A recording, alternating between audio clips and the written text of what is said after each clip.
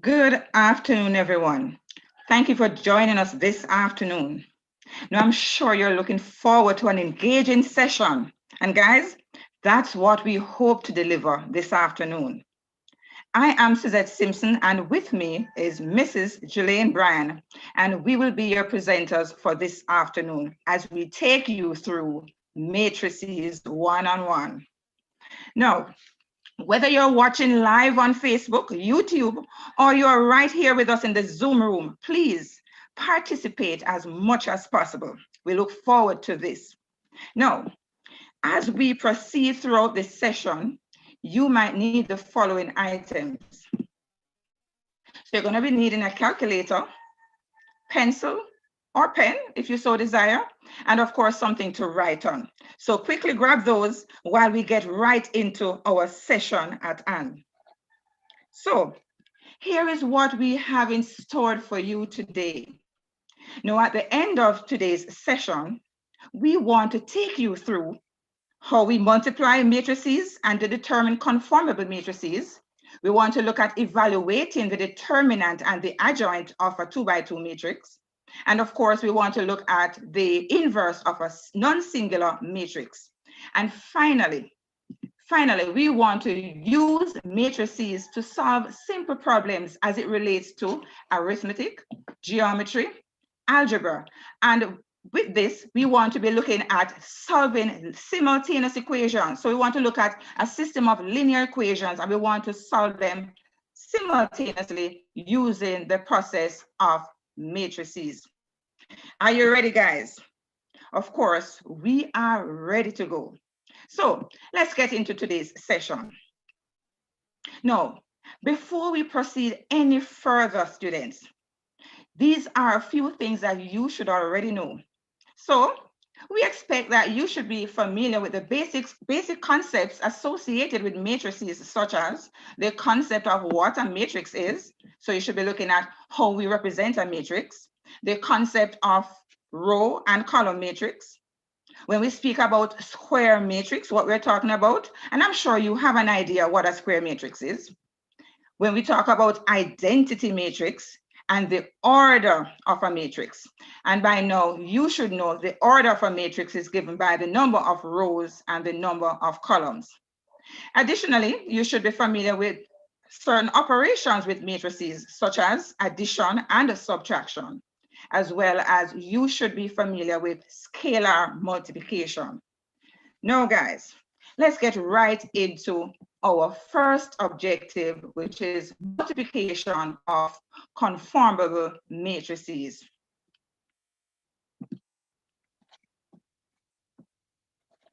Now,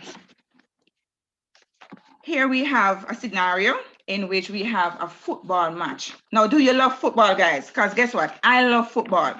Now, let me tell you something about this football match. Now, do you understand that in organizing a football match, it is quite a challenging task? So here we have a football competition in which we have points being awarded for win, loss, and a draw. So 3 points for a win, 0 point for a loss, and 1 point for a draw. Now, if you were the organizer, you know your task would be to keep track of the scores to determine the teams that play in the finals, and of course, eventually, who would have won the match. All right, so here on screen, I have the results of 7 matches played by 3 teams, teams J, K, and L. I'm going to give you a minute to look at those results for teams J, K, and L.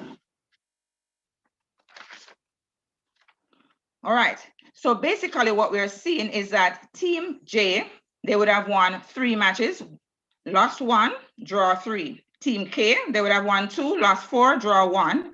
And team L would have won 3 matches, lost 2, but they would have drawn 2 matches. All right, now you might be asking yourself this question: how is football related to matrices? Well, students, we are going to take you on a matrices journey. All right, now here's your task. Based on the fact that we had points being awarded for a win, a loss, and a draw, Do you think you could be able to write a column matrix to represent the points awarded for the win, loss, and draw?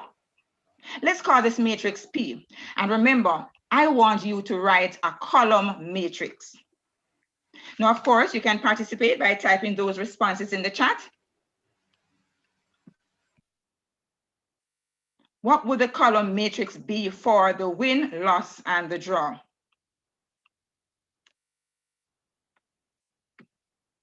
And I'm not seeing any responses so far, so we're waiting for your responses. So go ahead and type them. Remember, if you're watching on YouTube, you can always type.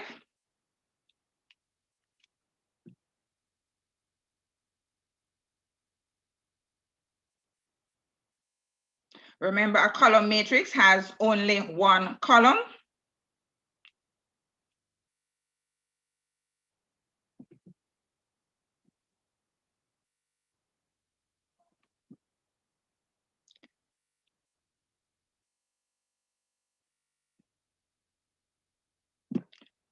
All right, while you think about that column matrix, I'm going to share one of my solutions. So here I have matrix P, and matrix P has one column and 3 rows. And in my matrix P, I have the numbers 3, 0, and 1.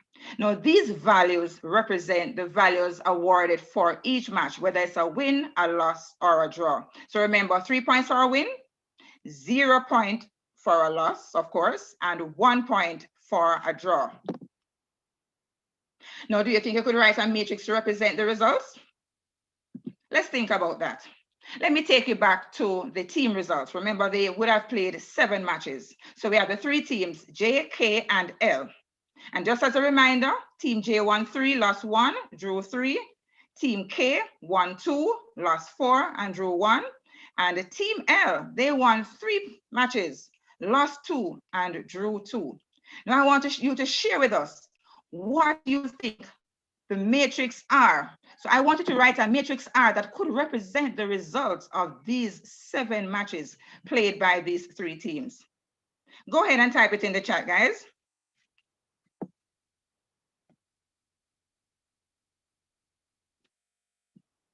If you don't want to type, of course, you can raise your hand and we will open the mic and you're free to say your responses. Right, so just raise that hand. And as soon as we see it, we will definitely call on you. Not seeing any responses in the chat so far.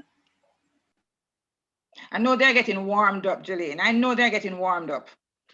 I hope so.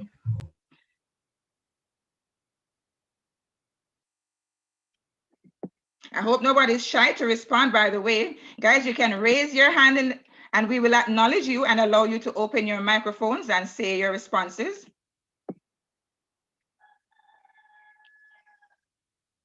All right. Now let me share one of my results. Of course, this is not the only way we could have written it, but here I have matrix R. And matrix R, and if you look at the order of this matrix, we have 3 rows, 3 columns. And in row 1, of course, I would have had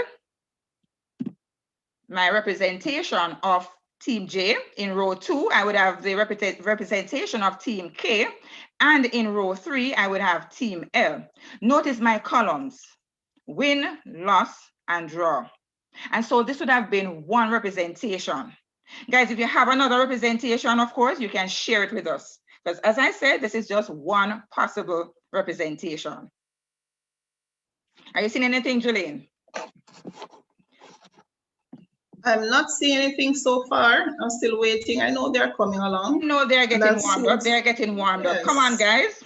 Remember, definitely, we are anticipating your fullest support. Come on, guys. Participate this afternoon. All right. So basically, Jolene, we have 2 matrices so far. I hope you guys are following. We have one representing the points awarded for each match, whether it's a win, loss, or a draw, and we have one matrix representing the results of all matches that have been played by the 3 teams. All right. So my question now, they would have played 7 matches. I want to know how many points did Team J earn in the competition. Jolene, I wonder if they could tell me how many points Team J have. scored over the match period. They would have played I 7 think they matches. can. I think they can because I'm looking and I. All right, so just as a reminder, guys, remember 3 points for a win, 0 point for a loss, and 1 point for a draw. And remember, I want you to tell me how many points Team J would have earned in this competition. I wonder what we would do, Jillian. I'd love to hear from them. Come What on, do they guys, let's hear suggest that from we you. do? Come on, we need to hear what you're thinking. So don't be afraid to tell us. Raise your hand and then we can acknowledge you. Come on, guys, on YouTube. What say you on YouTube? And I'm not seeing anything in the chat either.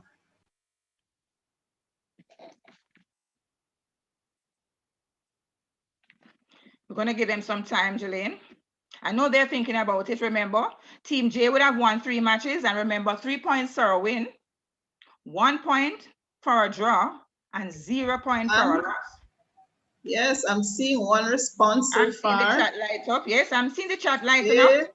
All right, Faith is saying 12 points. All right. She says 12 points.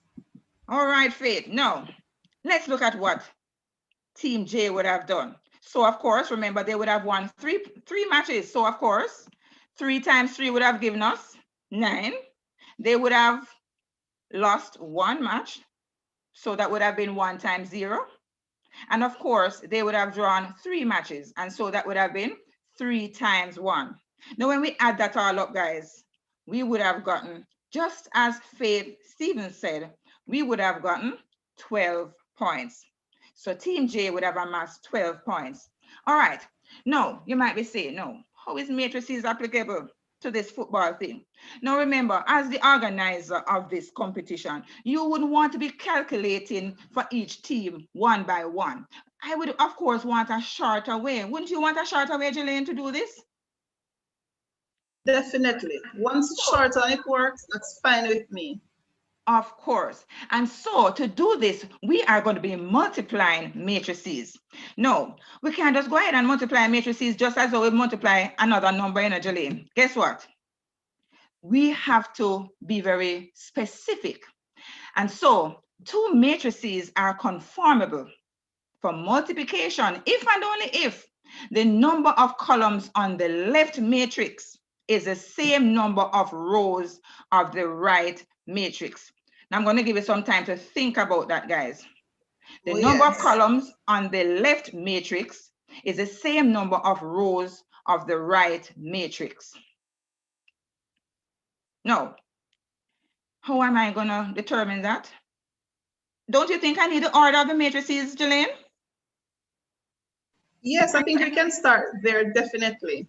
Exactly. So guys, we need the order of the matrices. And so when we look at the 2 matrices, R and P, and of course we're multiplying in that order, R followed by P, we see that matrix R has the order of 3 by 3. 3 rows, 3 columns. And when we look at matrix P, representing the points awarded per match, we see that the order would have been 3 by 1. 3 rows by 1 column. Now let's remember the statement. For us to multiply, it says the number of columns on the left matrix, and of course I see that I have 3 columns, must be equal or the same as the number of rows on the right matrix. And of course, the number of rows in the right matrix would have been 3. So guess what? If they're the same, what are we saying? So if they are the same, yes, they are compatible, or they are conformable for multiplication. And so you might be asking yourself, all right, so we're multiplying these matrices. What would have been the answer? Or what would have been the order of the resultant matrix or the answer? Now, how do I determine that? Now, the order of the resultant matrix or the answer, well, guess what it will have? It will have the number of rows of the first matrix multiplied by the number of columns in the second matrix. Go ahead, Jillian. And I see some persons on YouTube saying 3 by 1. Okay, They are excellent, guys, saying on 3 by YouTube. 1. Excellent. So you're saying that the resultant matrix or the solution will have an order of 3 by 1. And indeed, you are correct. Good. Very good, guys. Now, let's see how much you understand what we just said. So here I have two products. I have the first one, matrix P multiplied by R. And my second one, I have matrix R first multiplied by matrix P. So we have them in reverse order. And we want to know if both of them are compatible or conformable. What do you think, guys? Do you think so? Let's look at the first one closer. Look at the order of matrix P. So here we have matrix P having an order of 3 by 1 and matrix R having an order of 3 by 3. Do you think they're compatible? Remember, for compatibility, the number of columns of the first matrix must be the same as the number of rows of the second matrix. Are those numbers the same, students? I'm sure you would have realized that they are not the same. And so these two matrices are not conformable for multiplication in that order. Let us look at the second one. So matrix R having the order 3 by 3, matrix P having the order 3 by 1.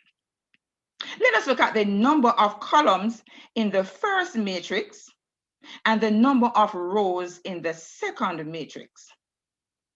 Are they the same? What do you think? So if they are the same, guys, what do you think will happen? Yes, they are conformable now for multiplication. So yes, we can go ahead and multiply. And so if they are conformable for multiplication, I'm sure we can find the solution. Now, with that said, you already know the answer. You already know how to determine if we can multiply matrices. And I want to find out if you really do. And so I want you to try a few examples. So I want you to tell me which of the following matrices multiplications are conformable or compatible. And also, I want you to tell me the dimensions of the products for these conformable matrices. So let's go ahead and look at these matrices. So I have 6 questions on the board, Jillian. You think they're going to get them right? Let's see. I'm sure they will. Let's see if they remember what we just said. I'm sure they will.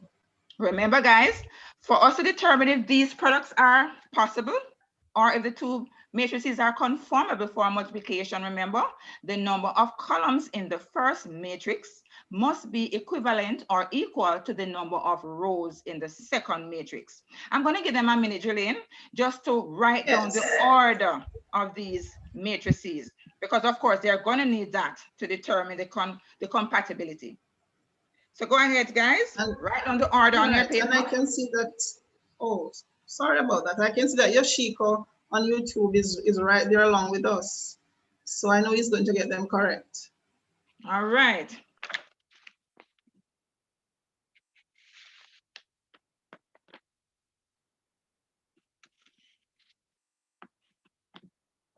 All right, I know that wouldn't take them much longer to get the order of the matrices, you know. All right, so guys, let's start with number 1. Let us start with the order of both matrices. Let's look at the one on the left. What would have been the order?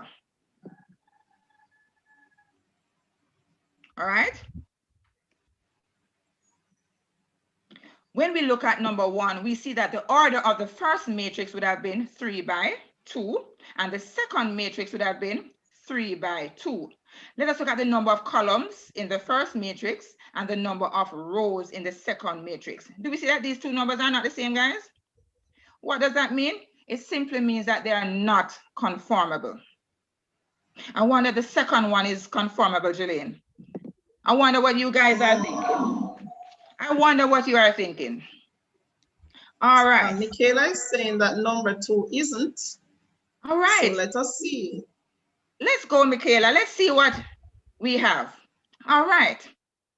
We are saying that matrix 1 has an order of 2 by 3, 2 rows and 3 columns. All right. And the second matrix has an order of 3 by 2, 3 rows and 2 columns.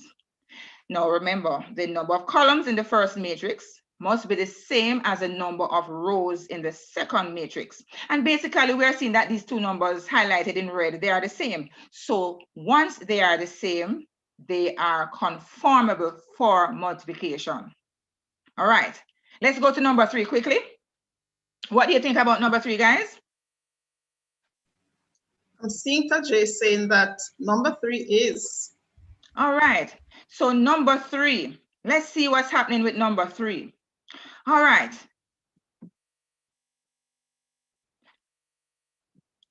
Number 3. Yes, it is, by the way, guys. Yes, it is. Number 3 is conformable because, of course, the order would have been 3 by 2 for the first matrix, and the second one would have been 2 by 3. Looking at the number of columns and the number of rows, we see that the two numbers are the same. So, yes, they are conformable. And yes, if they are conformable, what would have been the order now of the result or the resultant matrix? Can somebody share that in the chat? So if I multiply them, what would my answer be? What would the order of my answer be? Oh, Alicia says 3 by 3. Excellent, Alicia. Excellent. I see the chat lighting up, Jolene. I hope you can manage over there. All right. Now let's look at number 4. I know this one looks very tricky. Look at number 4. I wonder if they're going to get this one right. Remember to write down the order first and then check to see if they are conformable. What are they saying over there on YouTube, Jolene?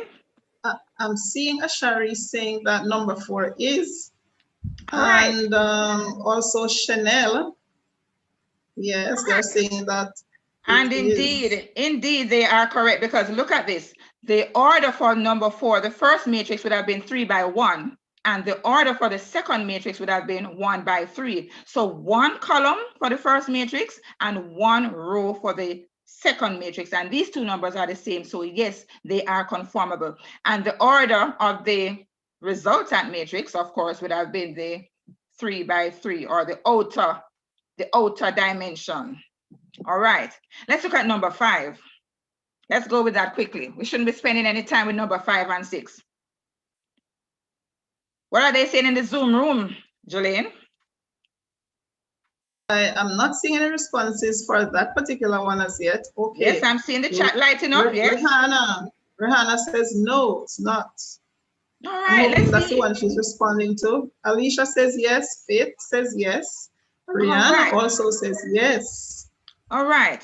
Now, why is this yes for number 5? Let us look at the order of the first one. That would have been 2 by 2, and the second one would have been 2 by 2. And of course, the number of columns in the first matrix would have been equivalent to the number of rows in the second matrix. And of course, the resultant matrix would have the order 2 by 2. And of course, the final one, number 6, that one would not be conformable because remember now, the first matrix has an order 3 by 3, and the second one has an order 2 by 2. And of course, those interior numbers, the fact that they're not the same, guys, remember, the fact that they're not the same, of course, they are not conformable.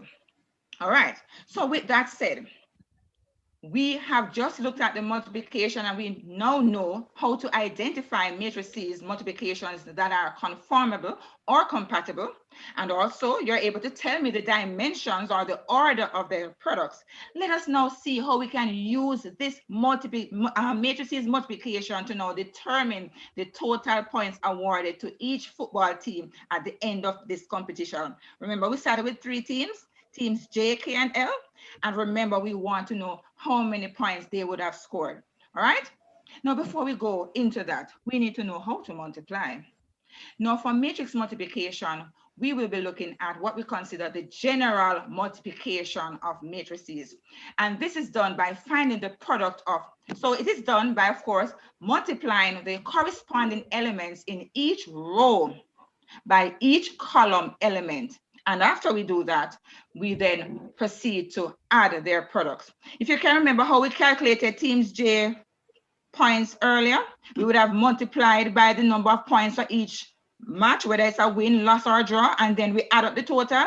So this is a similar process. So we multiply the number of rows by the number of columns. And having done that, we then add their products together, or we find their sum. Now, with all of that said, let's get into practice. Let's look at an example. So here I have two matrices being multiplied, matrix A and B. And of course, my resultant matrix would have been C. So let me just demonstrate what we understand by this row by column multiplication. All right, so of course, we're going to be looking at the multiplication process, row by column again, guys. Remember, it's a general multiplication. All right, let's go. So remember, before we even start to multiply, we have to check the compatibility or if they're conformable.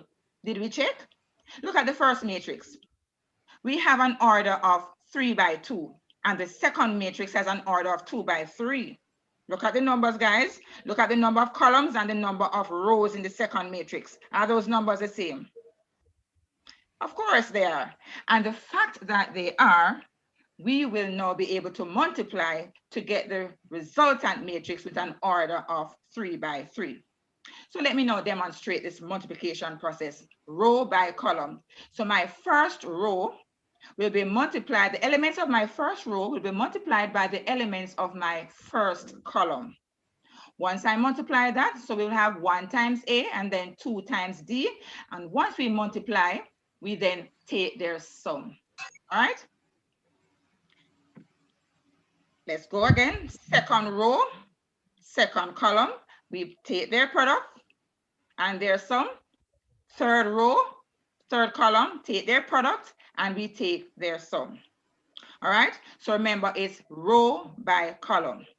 But I know you wouldn't get it in this first example. So we're going to be going through another example. We're going to show you how we could multiply the two matrices that we started with to represent the points awarded and the results of the 7 matches. And we're going to show you how we actually find matrix product.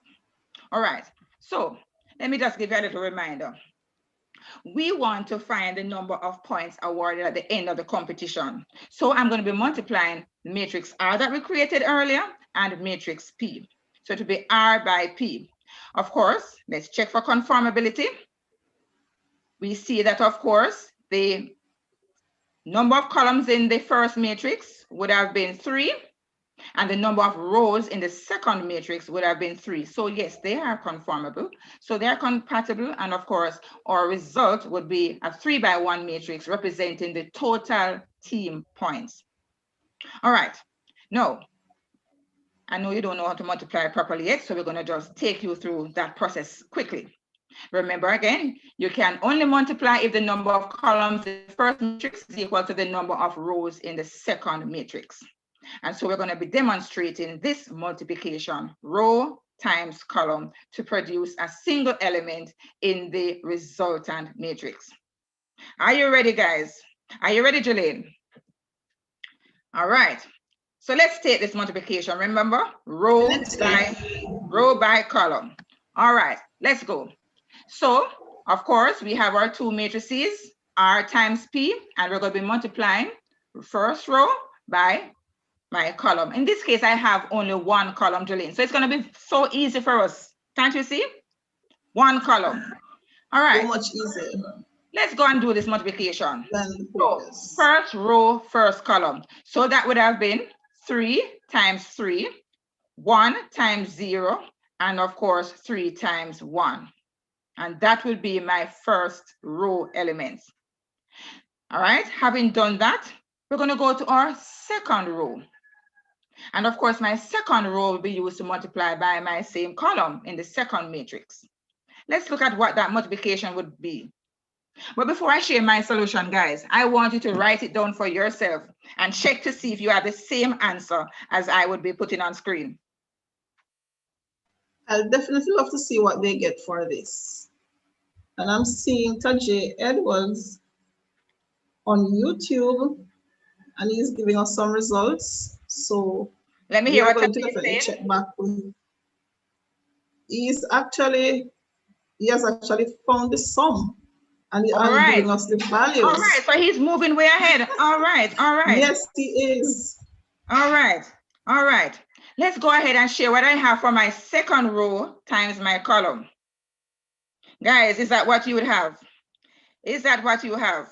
Look at the pattern coming up, Julie. Do you see any pattern coming up so far? I'm seeing a pattern, you know.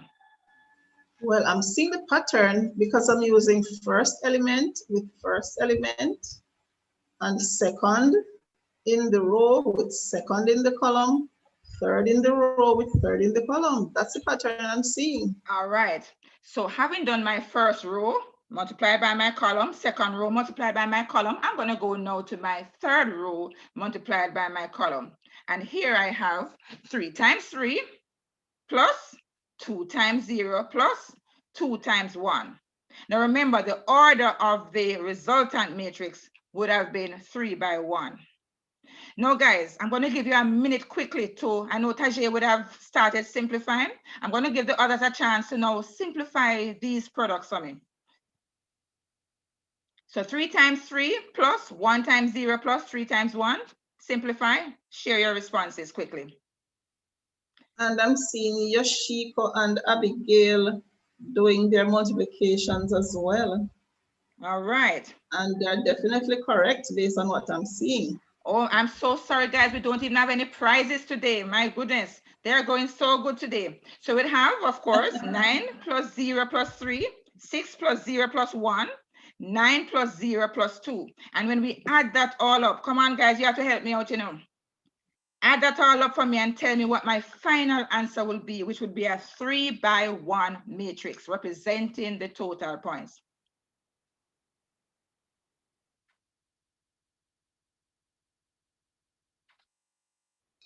12, 7, and 11.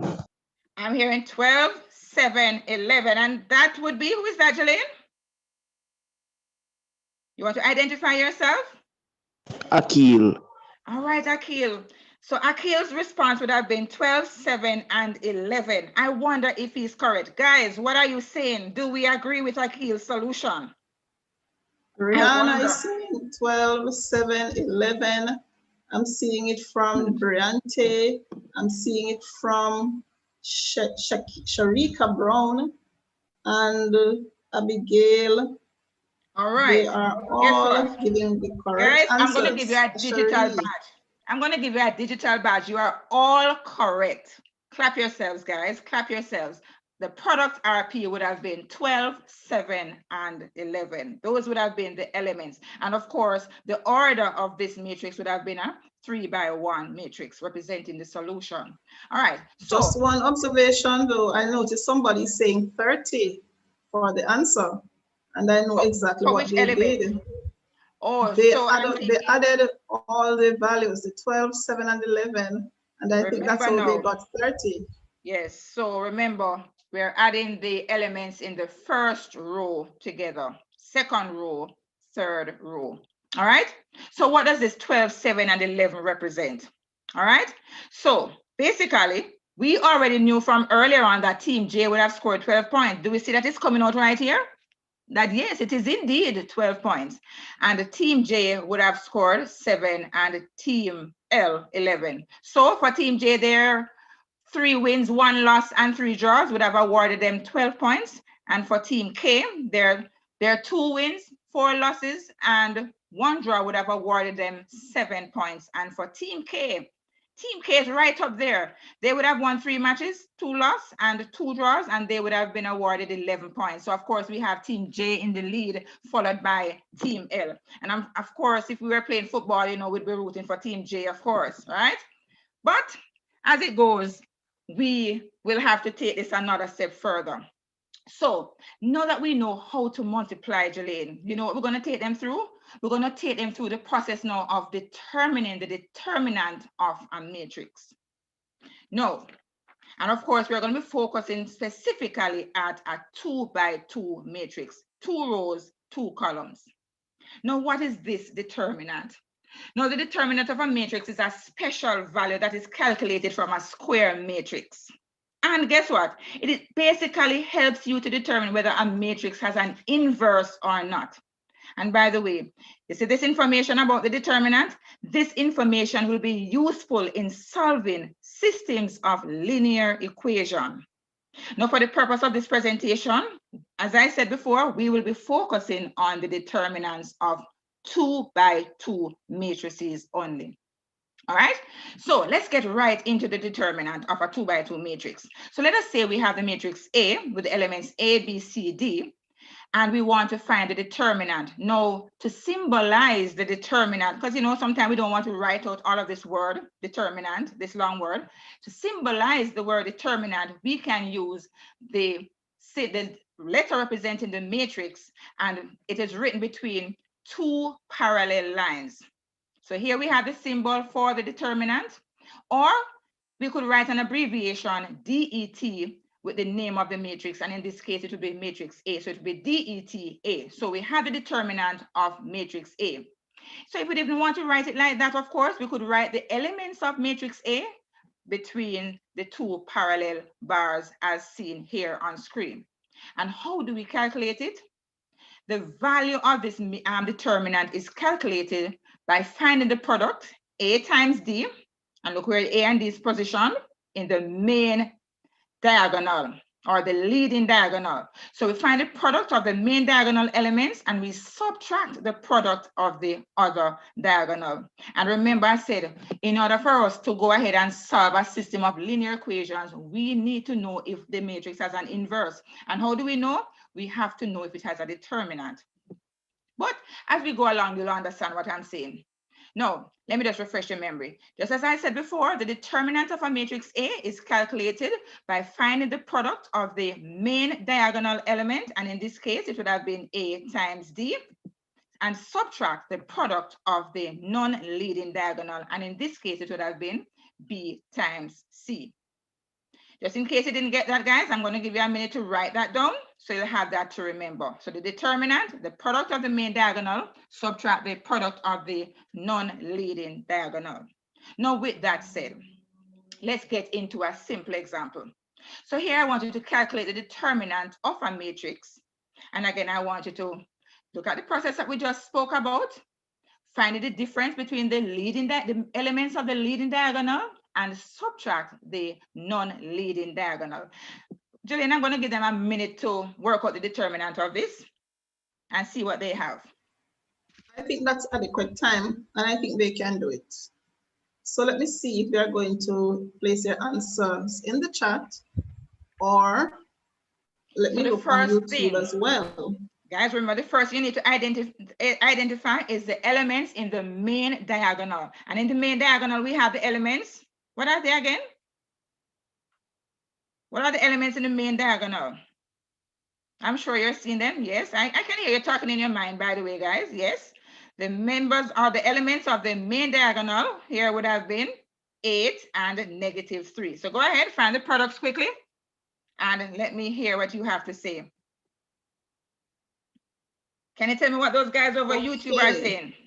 Yes, some mesh said -24 minus 105. Same thing from Tajay.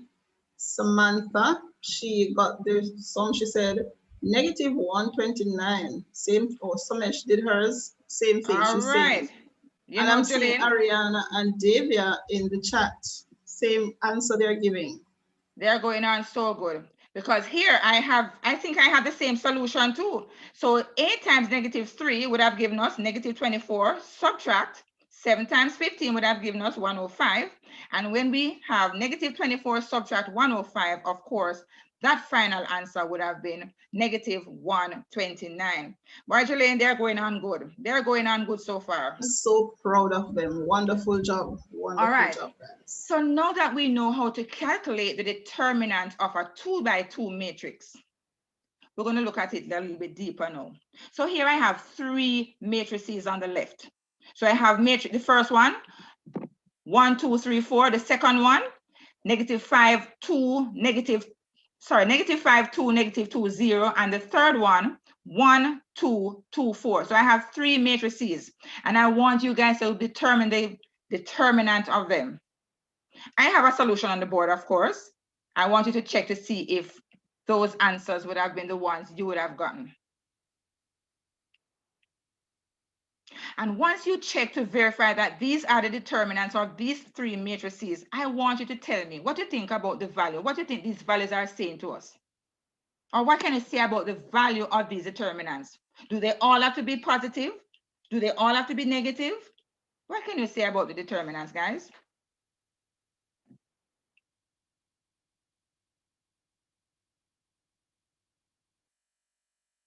I'm not seeing any responses so far. I would love to hear what they have to say, though.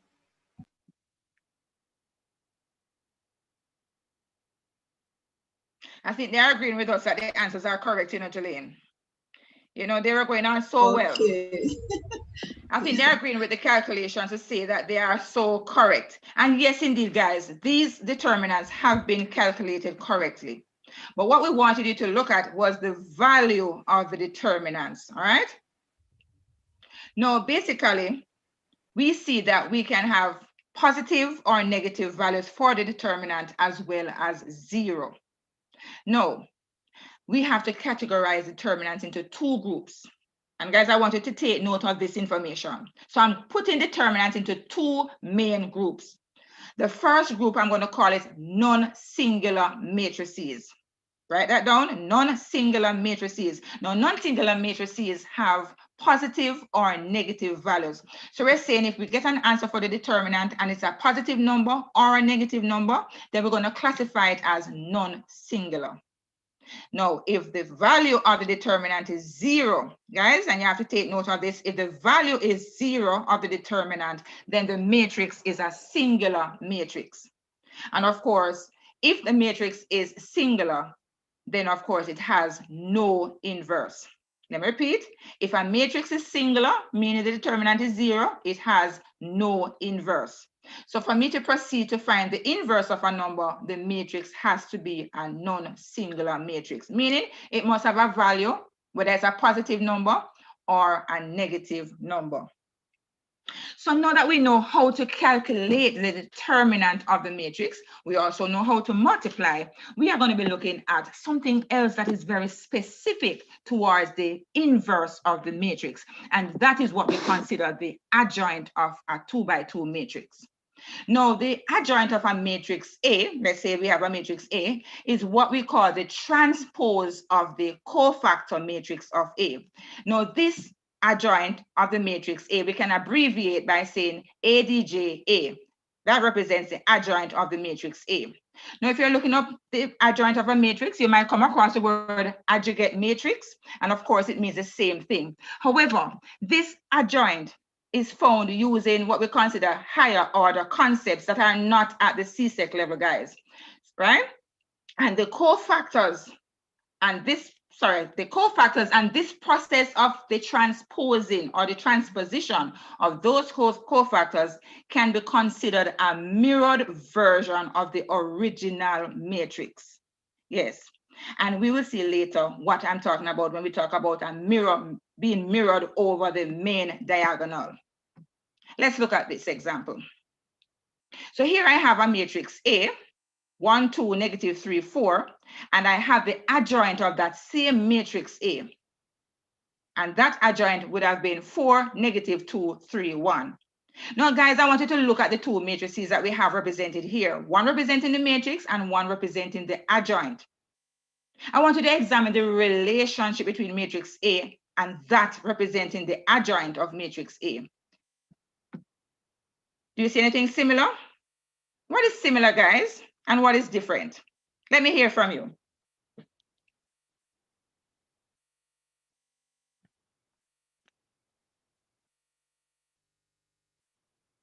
I'm sure you're seeing something that is similar.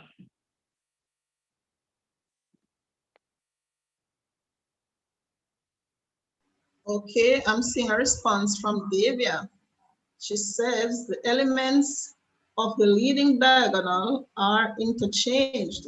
Oh, that's a big word, interchange. What does that mean?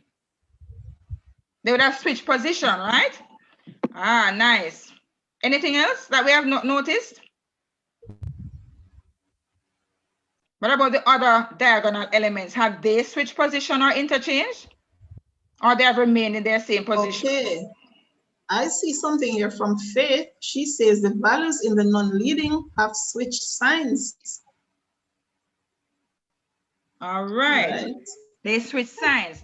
Boy, these guys are going on so great. No, let us look at this example to see if indeed they are correct. So I'm not going to answer them just yet, Jolene. We're just going to look at another example just to verify if that holds true, because you know sometimes we see something happening for one case and it don't happen for the other one. So we want to see if it holds true. All right, so here I have 5, 4, 8, 10. Remember they said, Jolene, that the elements of the main diagonal, they what? Switch position or the interchange, is that what they said? Yes. That's what they said. And the other diagonal element, they said they change sign. Let's see what happens. Yes. Yes, indeed, guys. So for the adjoint, the elements of the main diagonal or the leading diagonal would have been, the elements would have interchanged position, or they would have switched position. And of course, the other diagonal elements would have changed sign, or simply they would have been multiplied by -1. And when we say multiply by -1, if the number was negative already and we multiply it by negative, of course, that would have changed to positive. And if it was positive, we know when we multiply it by negative, it would have changed to a negative. All right.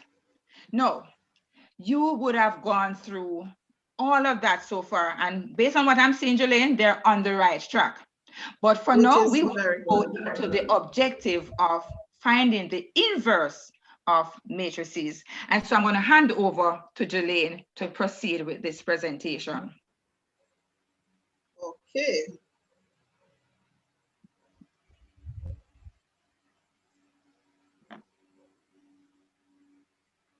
So let us go. So as we continue, we are looking at, all right, let me just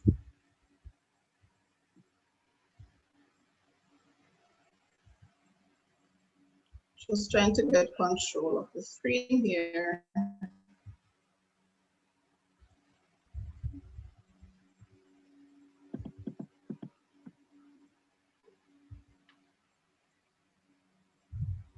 Am I in control now, Suzette? I'm not sure, Jolene, but I will continue sharing slide for you. All right, so you can go ahead and speak. Okay, so can we divide matrices?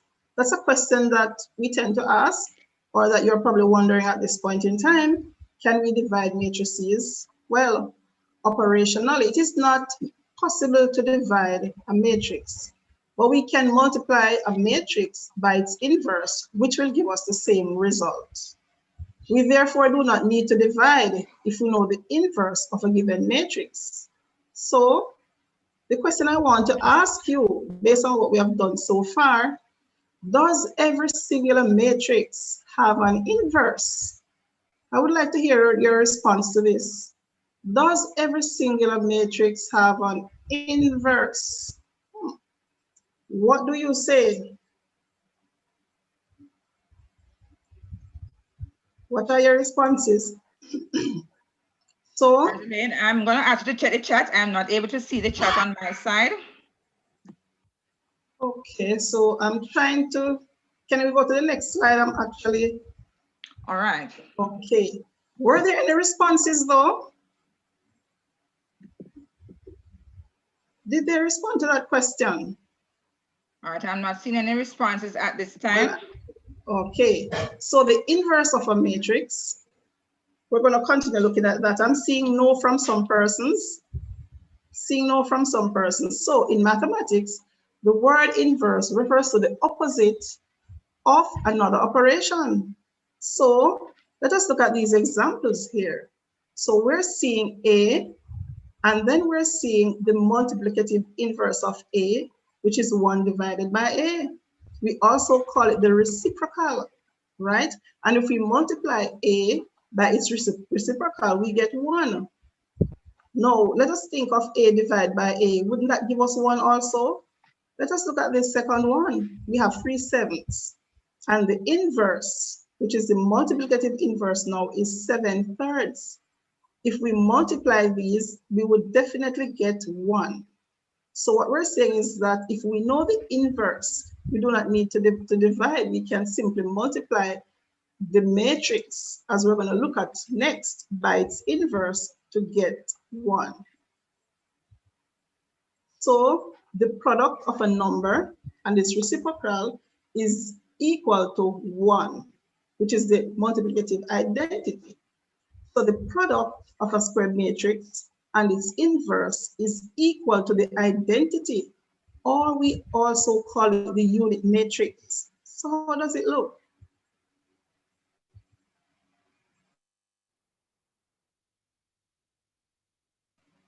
So this is what it looks like. So we have the matrix 4, 3, 3, 2, and we have its inverse, which is -2, 3, 3, -4. When multiplied, we actually get what we call the identity matrix, which is a 2 by 2 matrix. And what we will notice about this matrix is that the leading diagonal, right, has the elements 1, and the other elements are 0.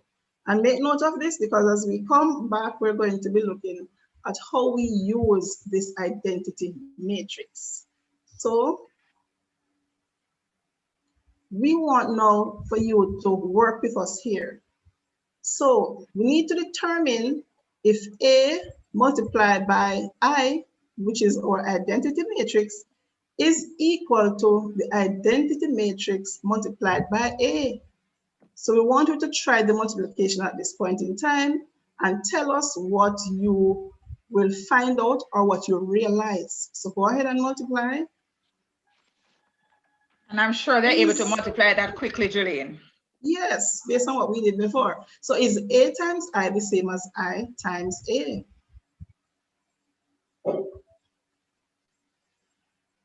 Let's give them a minute to check that. Good afternoon, everyone. Thank you for joining us this afternoon.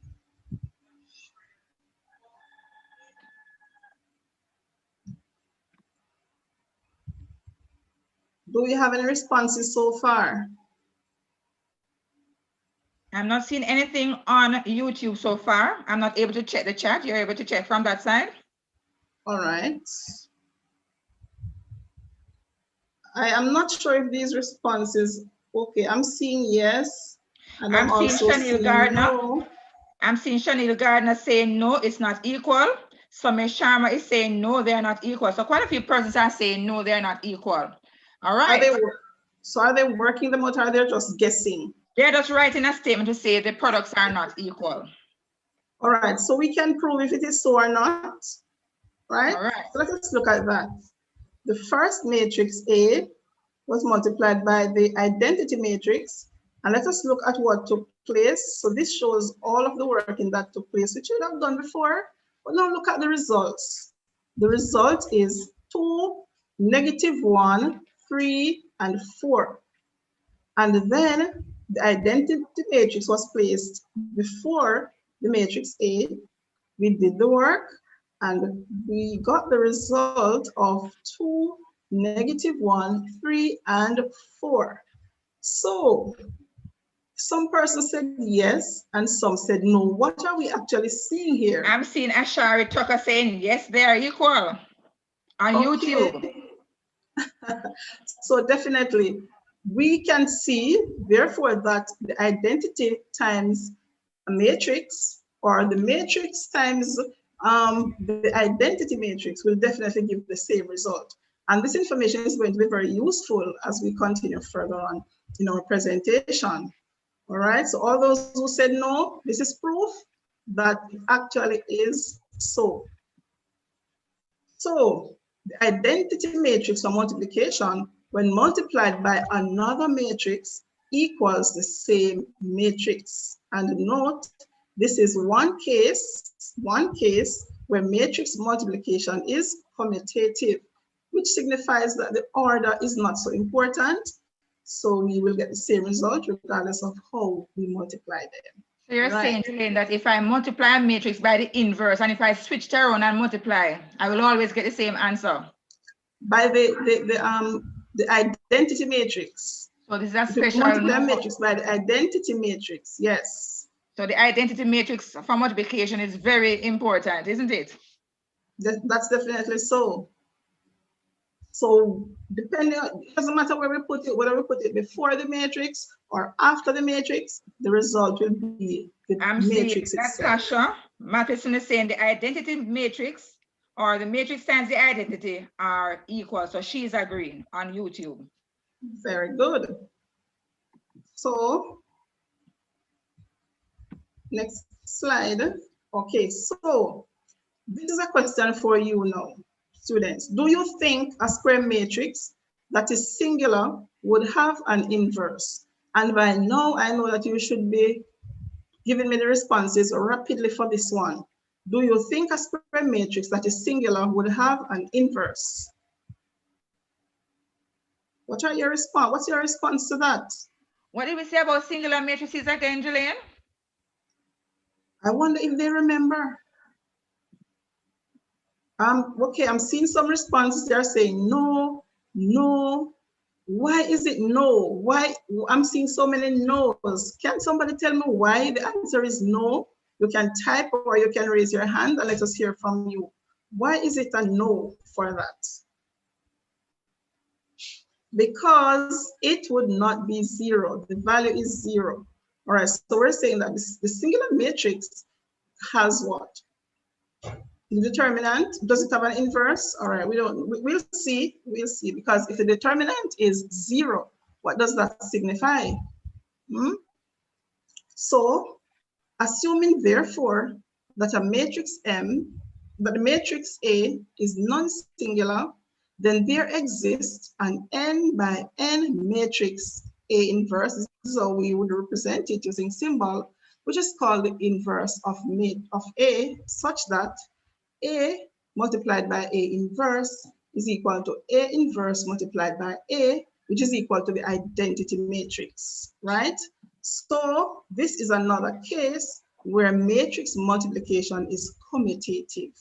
So what we're saying is that if we have the matrix A multiplied by its inverse in any order, right, the result will be the identity matrix. And I'm thinking that this is the only time, Julian, that this will hold true. This is, yes, it is commutative. This is the second time. The first one was the identity times the matrix. Right. Okay. So are matrices A and B inverses of each other? We have two matrices here, and we're asked to determine if they are inverses of each other, and then they need to tell us, how do you know this? So what could we do? If we multiply them, what should be our result if they're inverses of each other? Can anybody tell me what that would be? But I'm going to give you a minute to try and solve this, right? You're going to multiply and tell me what your answer would be for the product of these two matrices. Because I want to know, how do you know, right? If they're inverses of each other. So go ahead, I'm giving you a minute to try and figure it out, because I would love to see your responses for this one.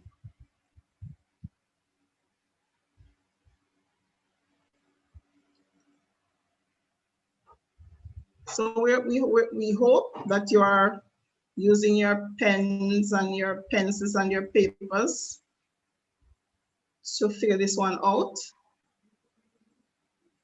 Any responses so far? Are they inverses of each other?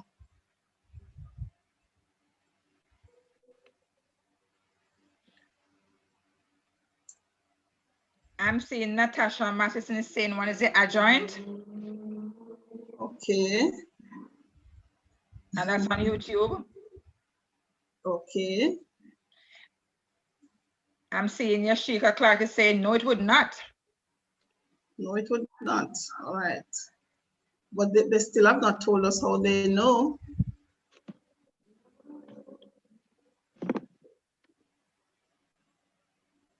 But we could check. So if we multiply A and B, we would get the identity matrix. So we can say that A and B probably are inverses. Let us try the other. Let us try again and see if we switch the matrices, what will happen. So if we switch and we put B multiplied by A, we would still get the identity matrix, which in this case is signifying that A and B are inverses of each other. And this is something I want you to pay very careful attention to as well. So by multiplying, you can see that this holds true, that if two matrices are inverses of each other, their product will be the identity matrix. All right, I learned good something job. this afternoon, Jolene. So I learned that if I multiply two matrices and I get the identity as my final answer, then one is the inverse of the other. All right. Excellent, excellent. So the multiplications are also commutative. All right. All right. So I'm seeing on YouTube. That word. Yes. I'm seeing on YouTube that Tajay Edwards is saying that yes, he would have gotten the identity, and he has written the identity matrix there. And Brianna Table has also written the identity matrix. So yes, they are coming in. The responses are coming in. They are learning. Okay, wonderful job. Good job. So AB is equal to the identity matrix. Therefore, B is the inverse of A, and A is the inverse of B. And I think you should be taking notes at this time as well, because we're going to need this information as we go along. All right.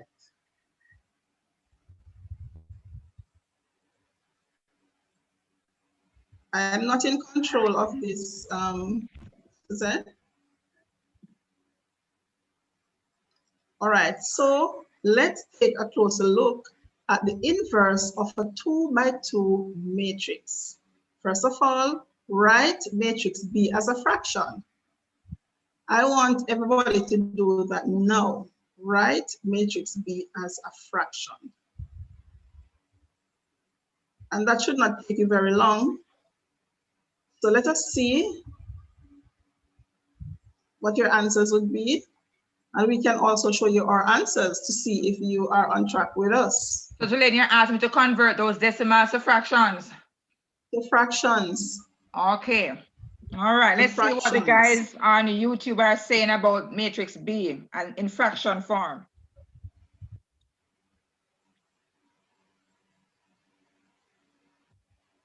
I am not seeing any responses in the chat so far.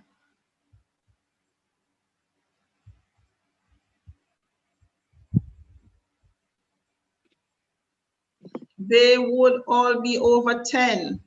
And that's from Awana, saying that they would all be over 10. And congratulations, you are definitely correct on that. I'm seeing on YouTube, Natasha is saying we have 1 over 10, and I'm seeing Michaela Banks is saying 3 over 10. So they are coming in. The responses are coming in a little bit delayed on YouTube. Yes. Yes. I'm seeing Samantha Sterling has given us all of them.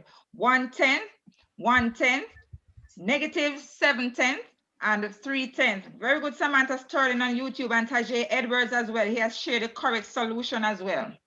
All right. So they're getting there. So the next question is there a common factor?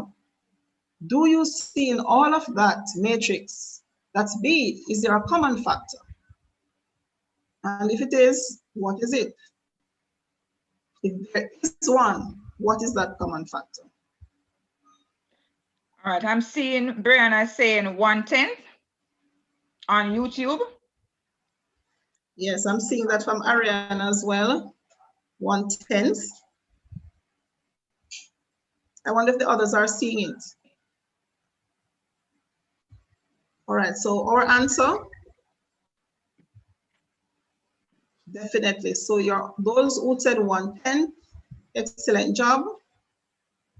And then we go to the next question. So your next task is to factor the matrix B using the common factor. We want you to factor matrix B using the common factor. Let me see how you would do that. You try it and then tell us your responses, and then we'll see if you're on track as with us. I know they can factorize, Julie. They're very good at it. All right. That's good. Looking forward to hear what they have to say. And if you want to speak, by all means, indicate, and we will take your answer. Okay.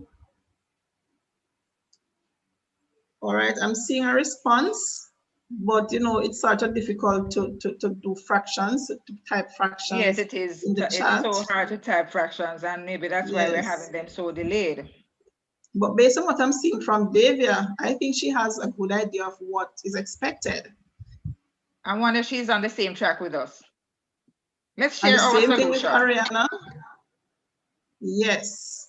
So it will be 1/10, and then our fractions that will, our elements that will remain in the bracket will be 1, 1, -7, 3. So that's absolutely Yes. And I'm correct. seeing Tajay Edwards and Natasha Matheson and Samantha Sterling also sharing the correct solution on YouTube. Great going, guys. Good job. And then what I want them to do next is to compare the elements in A with the corresponding elements in B and tell us what they observe. So look at the elements in A and look at the elements in B and tell us your observation. What are you seeing? What are you seeing?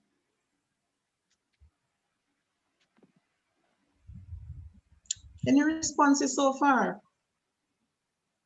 I think they're a little bit delayed on YouTube, so let's give them a little minute to think about it. Okay, no problem. So just look, observe, and tell us what you are noticing. But Jelaine, that looks like the first one that we started with. It looks so similar to A. I am hoping that they will see and tell me exactly what it is, because we looked at the name of it Sterling earlier. is agreeing. Samantha Sterling on YouTube. Yes, go ahead, guys. Hold on. Chanel Gardner is saying they are the same, except one is over 10. Okay, I think that person is referring to B, because the 10 is outside, the 1/10 is outside. All right, but based on what we did before, what does it look like that represents? When you look at the elements and compare them, what do you think it represents? Based on what we did before. Oh, I'm seeing Somesh Sharma is saying the adjoint. I'm seeing quite a few of them saying the adjoint. Natasha Matheson is saying the adjoint. And yes, Brianna is saying they have switched position.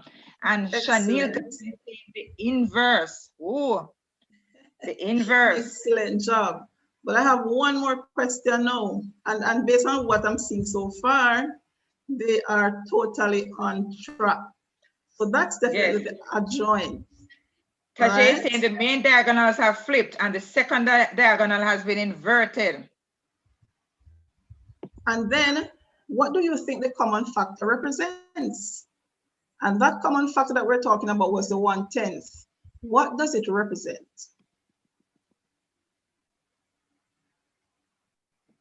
And I see some responses. Somebody saying determinant. That's from Alicia. Right.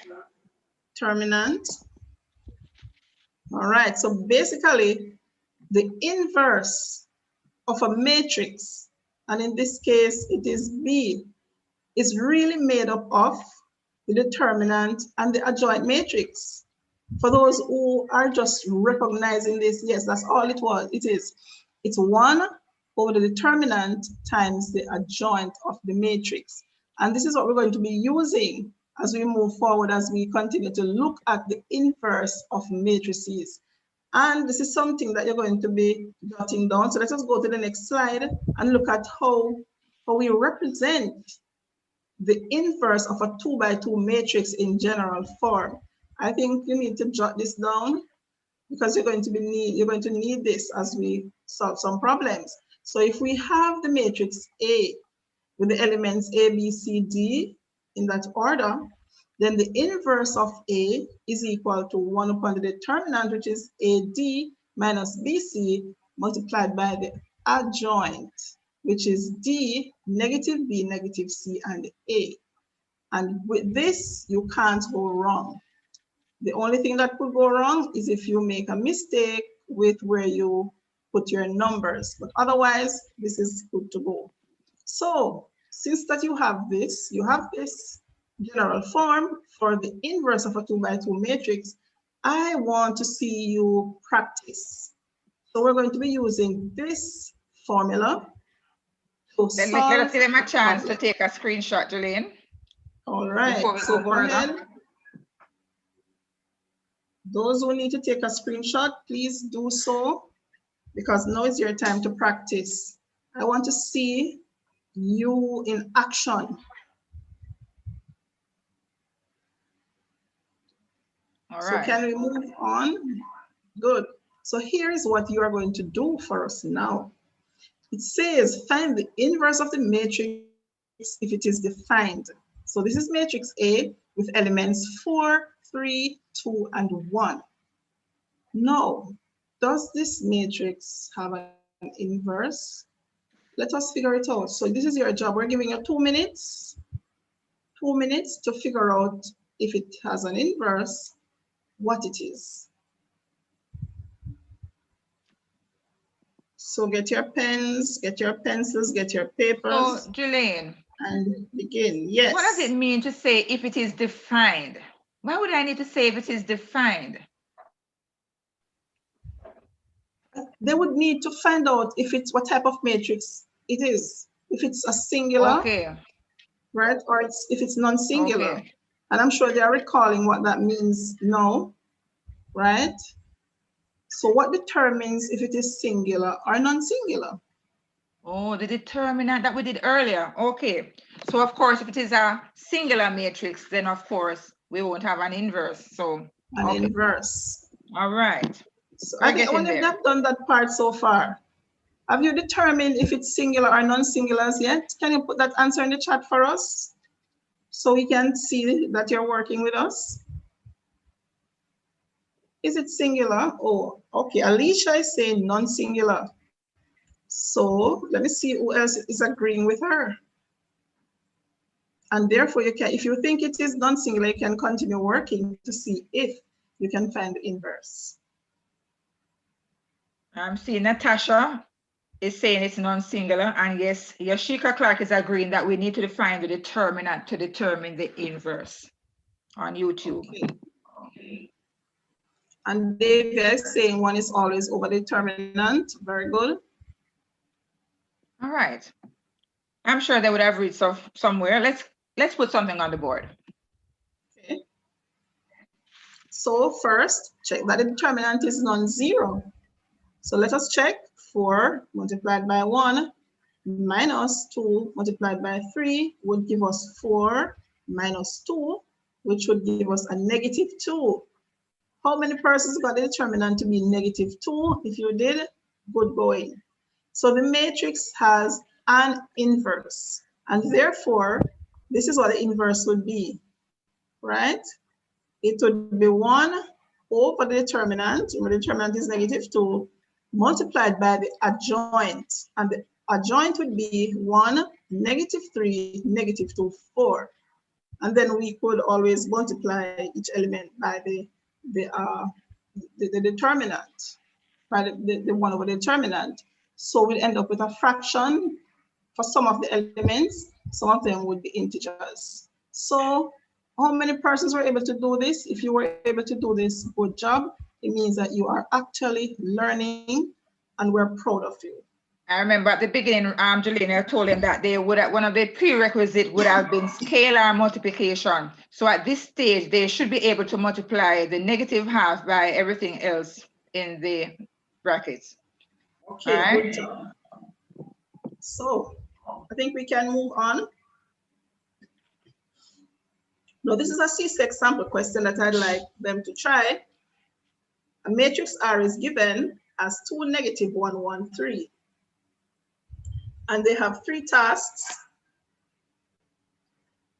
The first one is to show that R is non-singular.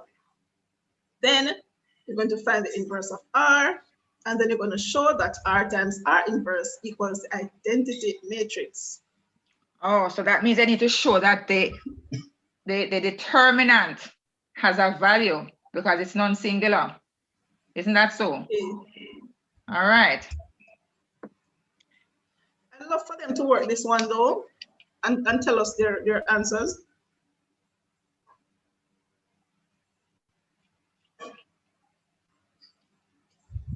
So students, go ahead and tell us what you would have for the first part. Is it singular or non-singular? We practically did one before, so this should be so much easier for you to do, and we want to know that you're actually getting it. All right. All right. I'm seeing Samantha Sterling on YouTube is saying that the determinant is 5. I'm seeing Yoshika Clark is saying that the determinant is -2. So we have 2 values going so far. Okay. So one says 5 and one says -2. That means remember, guys, how do we find the determinant? It's the product of the main diagonal elements, subtract the product of the non-leading diagonal elements.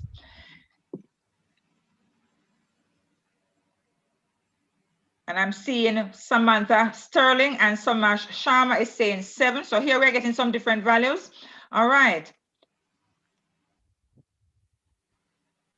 I'm seeing Natasha Mattison is saying it's non-singular because, of course, the determinant is 2 times 3 minus -1 times 1. Yes, Natasha, you're on the right track. You're on the right track. Okay. I think we can share some solution with them at this point, Jolene. All right. All right. Okay, so non-singular matrix has a determinant not equal to 0. So therefore, the determinant of R is definitely 7. So it would have been 2 multiplied by 3, subtract -1 times 1, which would definitely be 6. Take away -1, which would be 7. If you got that correct, you need to give yourselves a clap for that. Excellent going so far. So it is definitely a non-singular matrix. And then, are we ready for part 2? What would be their answer for part 2? All right. I'm seeing some persons are still responding to the determinant so far. She says non-singular. All right. I'm seeing some persons calculating the adjoint. I'm seeing Yoshika Clark is calculating the adjoint, and she's saying 2 -3 -2 4. Okay. 3 I'm seeing Samantha Sterling sharing a solution for the inverse. 1/7 times 3 1 -1 2. All right.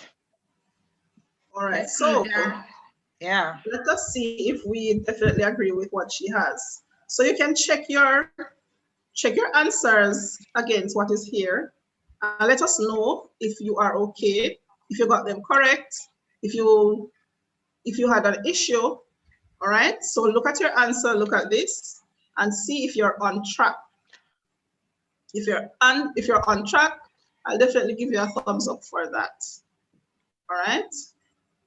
And then we want to look at the product of R and R inverse, right? Because guess what? The product should be the identity matrix. So you need to prove now if that will definitely be so. What is the product of R times R inverse? I'm giving you 1 minute to see if you can do that and give us the solution. We want to know if you actually got the solution. So please try and work it out and let us know.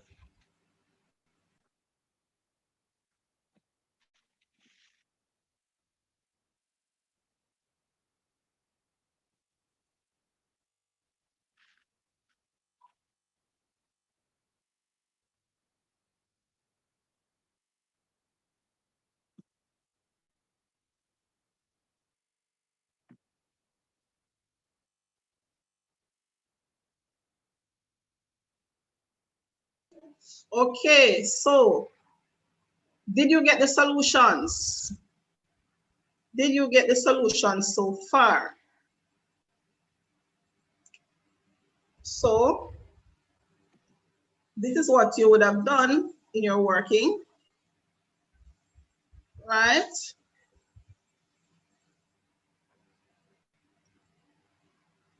So we use the common denominator. I'm seeing Natasha Matheson is saying 1001, so she would have gotten the identity on YouTube. Okay, good I really job. have to commend the persons on YouTube with the typing. They're really doing a good job. And I want everybody to try. Please try to see if you can get the identity matrix. And we're simplifying as we go along. We're simplifying.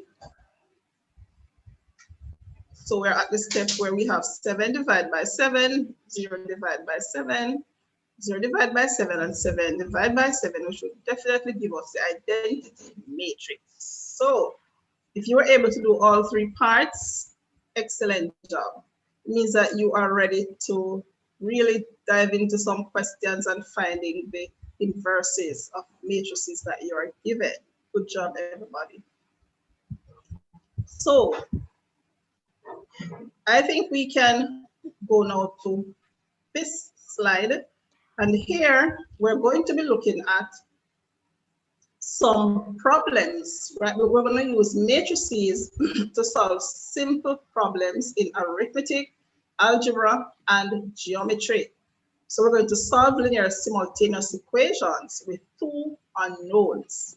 So let's go. What are simultaneous linear equations? These are systems of 2 or more linear equations where the solutions to the like unknowns are the same. So we can solve systems of linear equations using algebra, we can use graphs, and we can use matrix equation, which is what we're going to be doing at this point in time. All right. Someone is writing. All right. So we have a scenario here, and I want us all to read it. Let us look at what it is saying. We are looking forward to the after COVID-19 party. In preparation for the party, a number of adults and children tickets were produced. An adult's ticket cost $850 and children's ticket cost $450. The total collected for the tickets sold so far is $57,000. The number of adults and children's tickets sold to date is 100. Right, so this is some information that we're going to be using. Right, we're given the cost of the tickets for both adults and children, and we're given the total sales, plus we're given the total number of tickets that have been sold so far. Now, we are to write a pair of simultaneous linear equations to represent the scenario. So we're using 2 variables here. We're using A and C, where A represents the number of adult tickets, while C represents the number of children's tickets. So what are we going to do? We're going to represent the cost of the ticket sold using an equation, and that will be our first equation. So I would like to figure out though, what would my students write? What would they write if I ask them to write an equation that shows the number of tickets sold so far? Can I see some responses? So remember that an adult ticket costs $850, while for the children it's $450, and the total sales is $57,000. I would like to see the responses. What would be the equation that could represent all of this information?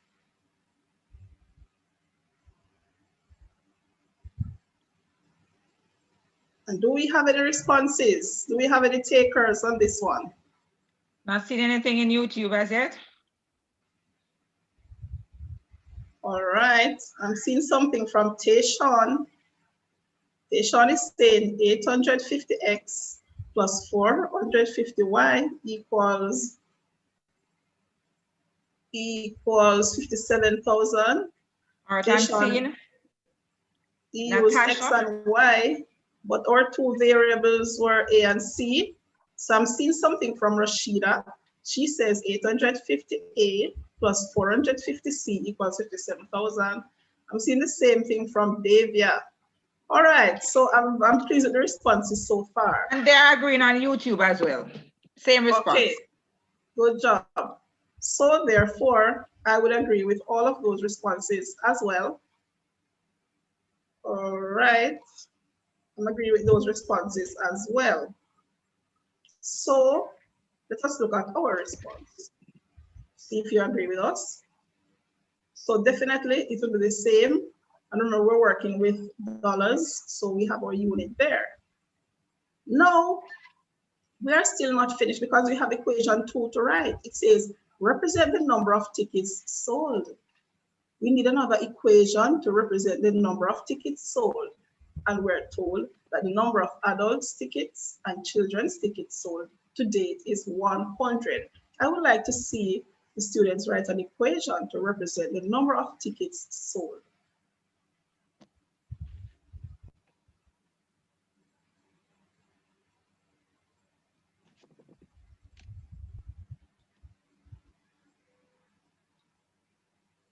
So what would be different from the one that you did before? Right? Just remember when we started, we worked with two variables and we said what variable A represented, what C represented. Could we use those two variables here for our equation? What do you think? What do you think? Any responses so far? I'm not seeing any on YouTube as yet. Okay. I'm seeing one from Davia. She's saying 850. And this is what? Divide by 450. And then she has A divided by C equal 57,000. Okay. She said not divide. All right. I see that you're trying. Very good try. So what if we have an equation that shows the total number of ticket sales and shows us how many adult tickets were sold and how many. Right. I'm seeing something on YouTube, Jolene. I'm seeing Chanel Gardner saying A plus C is equal to 100. And indeed. Okay, good job, good job.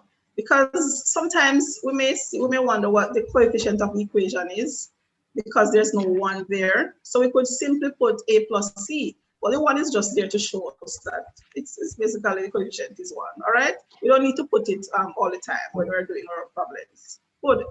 So how many of each kind of ticket was sold? That's the next thing that we need to figure out. Equations, we just did them. Now, it is now time for us to find out how many of each adult or how many children tickets were sold. Wow, what a task we have to do. This is what we have to work with. Now, what are we going to do? We're going to now rewrite these pairs of equations as matrix equations. So we need to transform these two equations into matrices. So let us see now, what is it that we're going to do? Let us look at how we can write a matrix equation. It is going to be in the form of AX equals B, right? Where A is an M by N matrix representing the coefficients of the unknowns in the simultaneous linear equations. Did anybody see the coefficients a while ago? Did you see them? So we're going to be using them now, and that will be our matrix A. And remember also that X is an M by 1 matrix representing the unknowns in the simultaneous linear equations. Did you see our unknowns? Right, we have been working with them. And X is a column matrix. And then for B, it is the resultant matrix representing the results of the simultaneous linear equations. And I'm sure you saw those when we had our equations just a while ago. And B is also a column matrix. So with all of this now, what will our equation look like? Right? What will our matrix equation look like? So let us recall matrices multiplication. So if we have a matrix A, B, C, D multiplied by the column matrix XY, our result will be actually A times X plus B times Y. Remember, first element in row, first element in column, second element, and so on. So we go to C, C times X plus B times Y. So it should look something like this. So now, back to our matrix equation form, which is AX equals B. Has anybody tried to work out how the matrix would look, right? Or our equation will look in matrix form? I would love to see what you have, but I know that you can't show your answers in the chat. I know that. So it should look something like this, right? Where, remember we said that matrix A will represent the coefficients, while matrix X would represent the unknowns, and matrix B would represent the results, all right? And so we can work from here. And all information that we learned earlier, we're going to be using it now as we solve for the number of adult tickets that were sold and the number of children's tickets that were sold. All right. So just to refresh your memory, we said earlier that a matrix, the inverse of a matrix times the matrix will give the result of the identity. Anybody can recall that? We also said that the identity matrix multiplied by any matrix will be equal to that matrix, right? That we multiply by. So with all of this being said, let us look at what we have here. So if AX is equal to B, this is what our matrix equation would be like. And for problems that we're going to see, we're going to use this approach to solve them, all right? So we're going to have a matrix in our A matrix, 850, 450, 1, 1. And for X, we're going to have A, C. And for B, we're going to have 57,100. So therefore, in order to eliminate matrix A, we're going to multiply matrix A by its inverse, right? And remember that will give us, anybody can recall what that would give us for our product? So to keep the matrix equation balanced, we're going to multiply matrix B by the inverse of A as well. So whatever we do to the left-hand side, we're going to do it to the right-hand side, all right? So let's go. In what order would you multiply these two matrices? All right, we have A inverse and we have B. I want a response from you. Tell us in what order you would multiply these two matrices.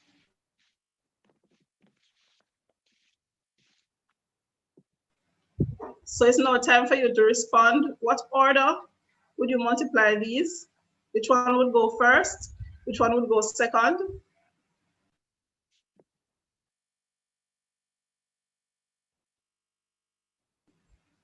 And we have to think about compatibility now. All right, also, so I want we have to know the order of the inverse and the order of matrix B.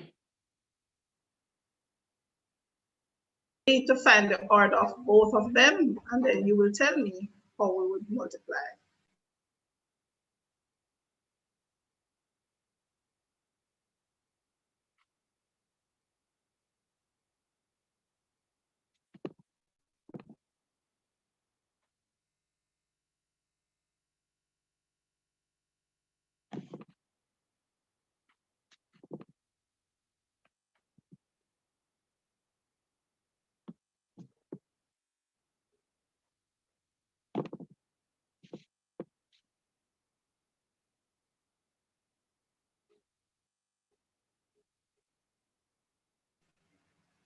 Are there any answers so far? Yes, I'm seeing Vivian Wilson is saying the inverse first for compatibility. Very good, very good. I agree totally with that. I totally agree with that. All right, so we can then go further as we solve this problem, because we'll definitely have to put the inverse before B, as we did with A. So whichever order we use for A, we use the same for B. And then we realize that when we multiply A inverse by A, we will get the identity matrix. Remember that? We would get the identity matrix, but we'd still need to simplify. All right, so this is where we're at. I hope you can see it. We have laid out everything for you to see. So we have the inverse of the matrix. We have this being multiplied by the matrix. We have AC, which represents our unknown. Then we have the inverse again with our result, which would have been our B. So we're simplifying and we're moving along. So here now we can replace, after we have done the work, for the inverse times the matrix, we replace that with the identity matrix times AC, right? And as we move along, we're seeing that because we multiply the matrix by the identity, we end up with the same matrix. So on my right-hand side, all I have is AC, which represents my unknown variables. On my right-hand side, I need to simplify some more here. So let us go. We're simplifying. So the determinant is 850, take away 450. And that would give us 1 divided by 400. And then we need to simplify further. All right. So we are going to multiply the information that is in the first bracket, right, by the information in the second bracket, which is representing our B. And that's our long way of multiplying. So we're showing you everything. We're showing you what is done. So it is 1 multiplied by 57,000 plus negative 450, right, multiplied by 100. And for the bottom term, we follow the process of multiplying. And then we are simplifying at this stage. So in simplifying, we have 1 divided by 400, and then our final results would be, after we simplified, would be 12,000 and 28,000, which we divide each by the 400 to get 30 and 70. So what this 30 and 70 means is that A would represent the number of tickets sold to the adults, and C would represent the number of tickets sold to the children. And here we have solved our problem. So we started out to find out how many adults tickets were sold and how many children's tickets were sold, and we have solved the problem. It's a little tedious in terms of the work, but it's all worth it. Yes. So Jolene, I would have come to a solution here. A is 30, number of adult tickets 30, and number of children's tickets 70. Is there a way that I could check to see if my answer holds true, if I made an error? Okay, so we could definitely do that. We could go back to the original equation, right, which would have been 450A plus, which would have been 850A plus 450B equals 57,000. And we could insert our A, right? So it would be 8. Oh, so we could substitute the values now for A and C to see if we would get back the 57,000. Precisely so. And I remember the second equation said the number of adult tickets plus the number of children's tickets would have been 100. And here I'm seeing 30 plus 70. That would even be simpler for them to work with. Oh yes, so of course I would say choose the simpler one. Yes, A plus C would have been the 100 that they would have had for their results. So I'm seeing the persons on YouTube, they're agreeing, they have got the answer as well. They're a bit delayed, Jolene, but they're saying, Ashara Tucker is saying, yes, 70 and 30 would have been the answer. Yes, so they're working with us, right with us on YouTube. Very good, very good. I'm so proud of them. So proud of them. And so if you are able to do this problem, you may see some problems like this in your future. and you will definitely will have to employ these same strategies to help you. But I know that you can do it. But tell you what now, we need to practice. We need to do a few questions. We're not going to do many questions, but we want to do a few just to ensure that you are with us and that you're understanding, because we want to be a case so that when you leave this session, you are proficient and well on your way to mastering those questions that you're going to see on your exam paper. So the first question says, A and B are two 2x2 matrices such that A equals 1, 2, 2, 5, and B equals 5, -2, -2, 1. The first task for you is to find A, B. So you'll have to do some multiplication for us now and tell us what your answer will be, right? For A multiplied by B. I think I can give you about a minute or two to work it out. Go ahead and try. And when you're finished, you can start for part 2, which says determine B inverse, which is the inverse of B. So go ahead and try. And as soon as you have the answer for part 1, you can let us know what it is that you got. And point to note also, the order in which they ask us to multiply is the order in which we present the matrices. So it's A followed by B. B. Right.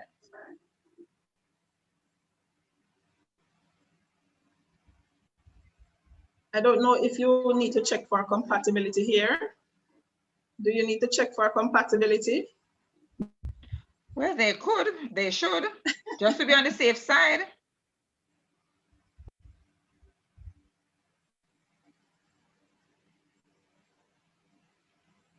They could. Who's going to be our first respondent?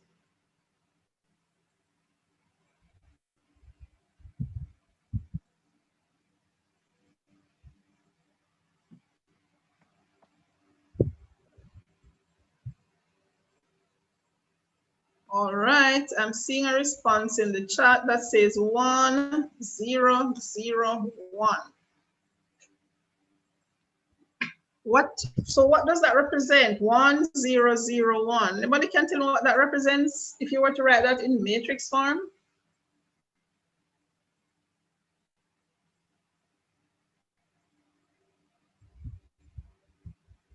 What does it represent?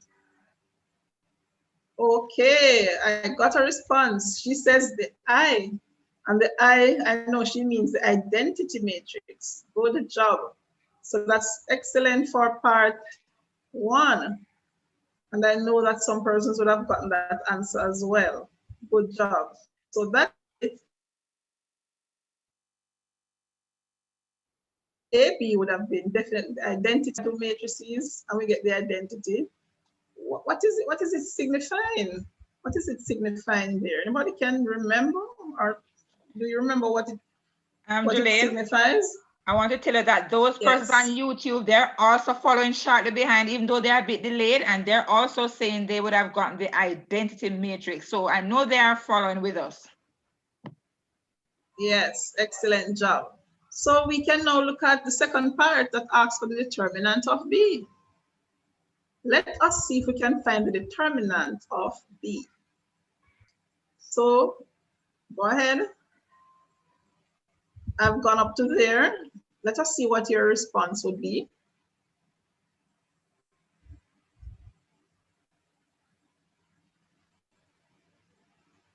Anybody who wants to tell us what the determinant of B is?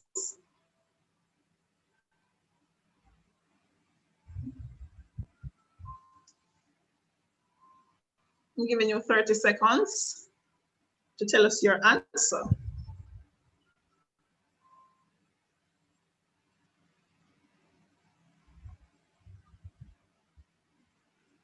All right. Somebody said the determinant will be -24. All right. If that is so, what would be the inverse? And is that so? -24 would have been the determinant. What would be the inverse?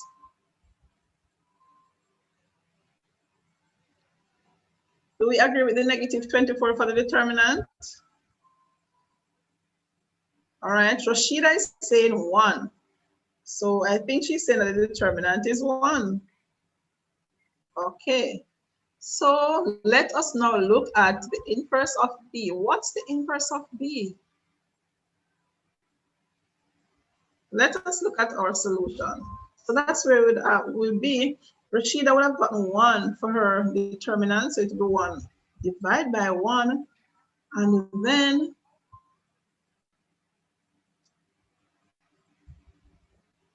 that's our final answer.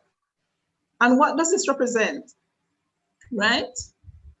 Look at the matrix that we have for the inverse of B, and then look at A. What do you notice?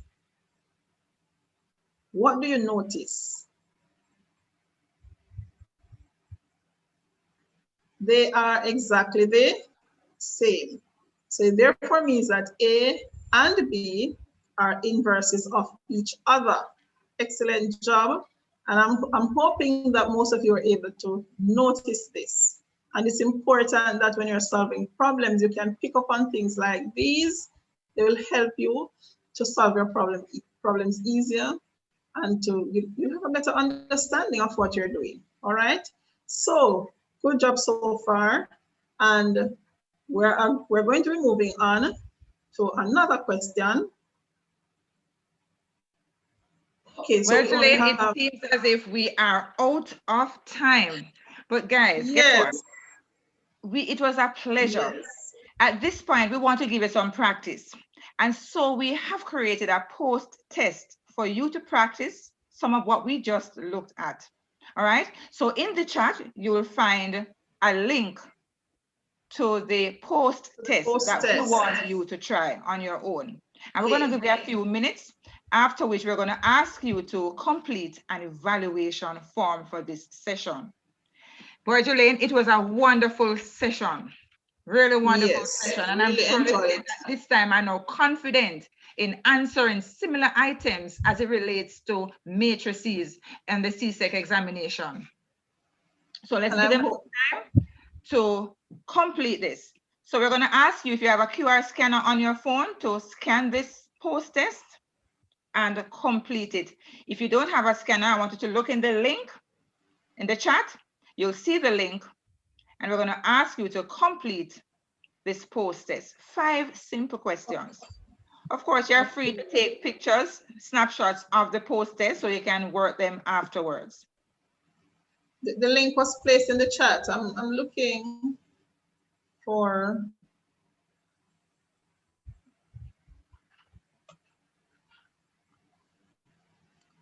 the link. I'm not seeing it as yet, but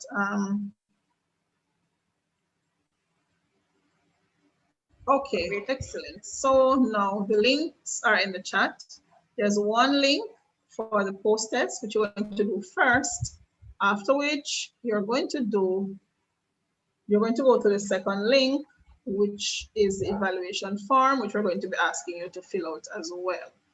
So we want to thank you so much, but just do these 2 activities for us, and then you'll be free to go. And I do hope that you really would have learned a lot from these sessions, and thank you for joining us. From all of us, we want to say thank you for your participation and all the best in your exams to come. And remember, keep safe, sanitize, and as much as possible, practice social distances. Definitely. And please do not leave until you have done the post-test and the evaluation forms, okay?